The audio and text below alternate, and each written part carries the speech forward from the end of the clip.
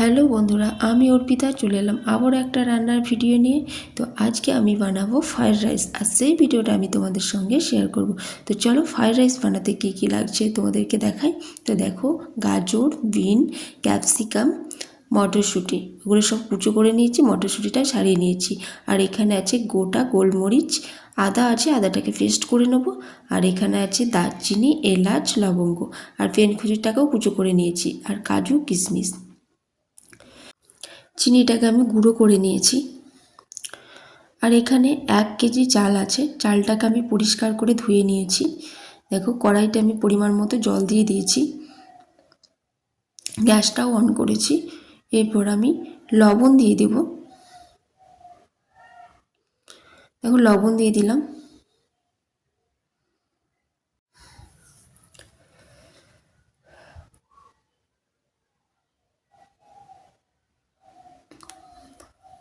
আর দেখো, সাদা তেল দিয়ে দিলাম।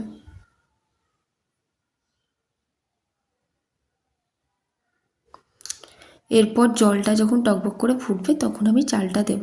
তো দেখো, জলটা ফুটে গেছে, আমি চালটা ফেলে দিচ্ছি।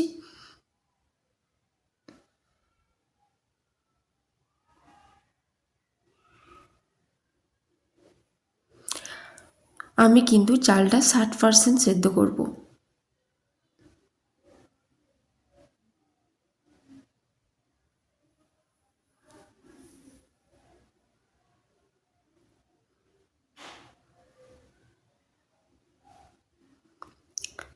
তো চলো,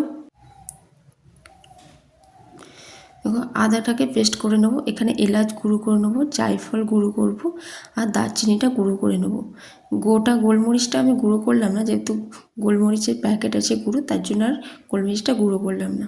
দেখো, আমার সব পেস্ট হয়ে গেছে, আদা পেস্ট করে নিয়েছি, জায়ফল, এলাচ, দারচিনি সব গুঁড়ো করে নিয়েছি, তেজপাতাও রেখে দিয়েছি। তো দেখো, চালটা আমার সেদ্ধ হয়ে গেছে, 60% মতো আমি সেদ্ধ করেছি।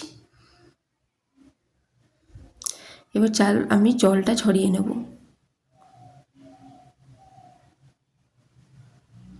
আমি সাদা কাপড়ের ওপর দিলাম না, আমি এখানে ঝুড়িতেই রেখে দিলাম। ঝুড়িতে জলটা খুব ভালো ঝরবে।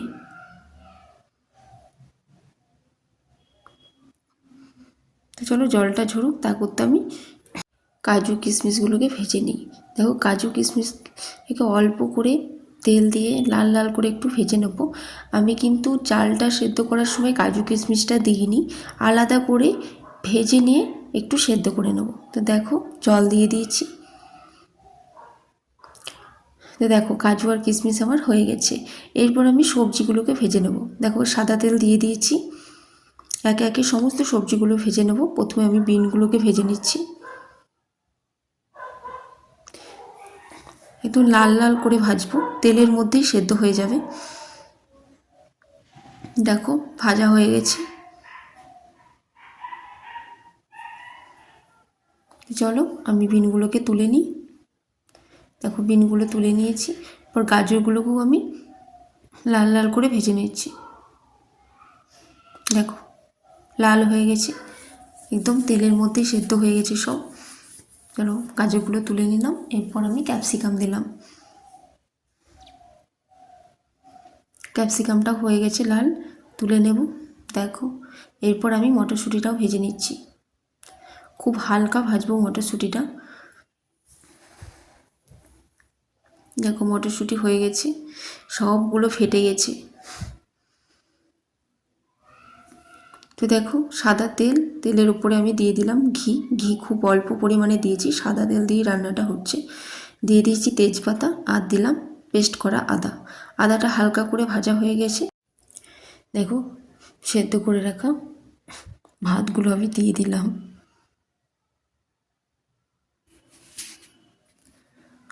লবণ দিয়ে দিলাম পরিমাণ মতো। সেদ্ধ করার সময় লবণ দিয়েছিলাম আমি, খুব অল্প, তো ভাজার সময় লবণটা দিলাম।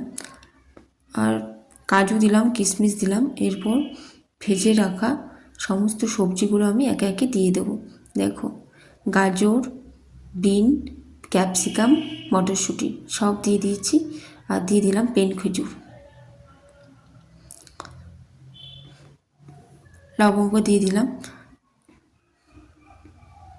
দেখো, অল্প একটু নেড়ে নিলাম, তারপরে আমি চিনি গুঁড়ো দিয়ে দিচ্ছি।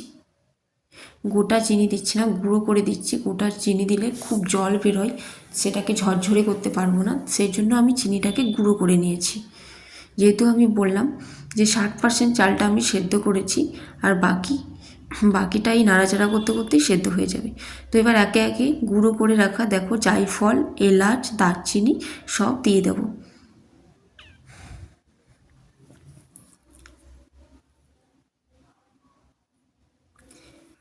তো দেখো সব গুঁড়োগুলো দিয়ে দিলাম।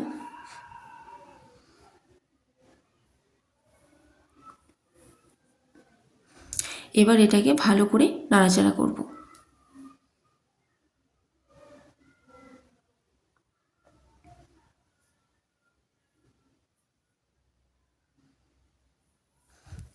দেখো নাড়াচাড়া হয়ে গেছে, আমি কিন্তু গ্যাসটাকে কমিয়ে দিয়ে অনেকক্ষণ নাড়াচাড়া করেছি।